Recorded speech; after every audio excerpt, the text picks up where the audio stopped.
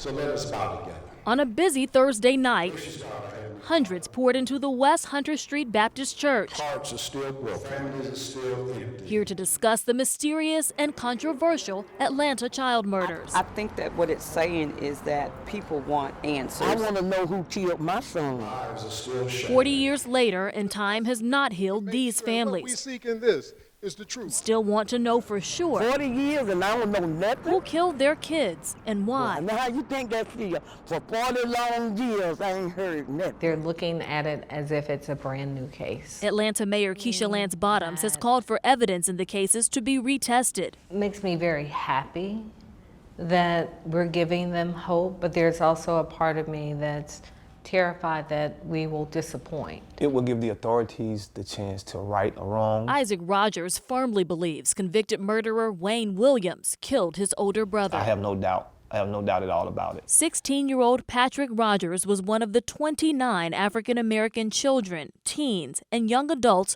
who were taken and killed across metro Atlanta.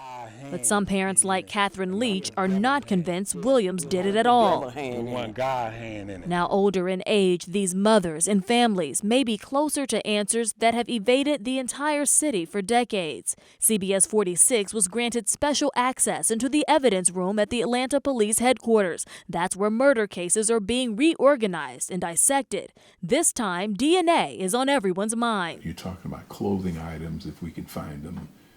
We're talking about any items that might have been touched. Paul Howard is the first district attorney in the state to successfully use genealogy DNA to help solve a cold murder case. So we can use second, third, fourth cousins and beyond to reverse engineer the family trees of an unknown DNA contributor. Howard's office worked with genealogist CeCe Moore, who says she's interested in the Atlanta child murders cases. If there is crime scene DNA found, then they could certainly run that DNA against the DNA from the suspect.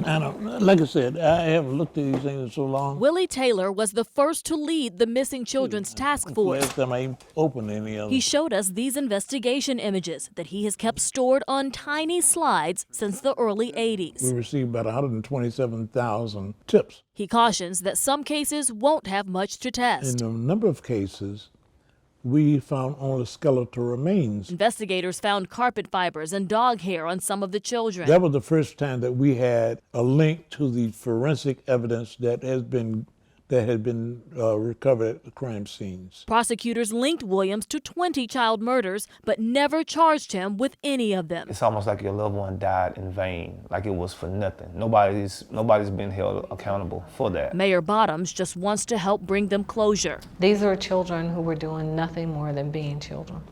It's funny to me how sometimes it makes me emotional looking at their faces.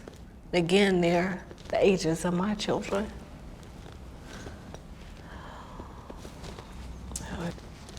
It is very heavy. We have started a dialogue. It is the beginning of the conversation.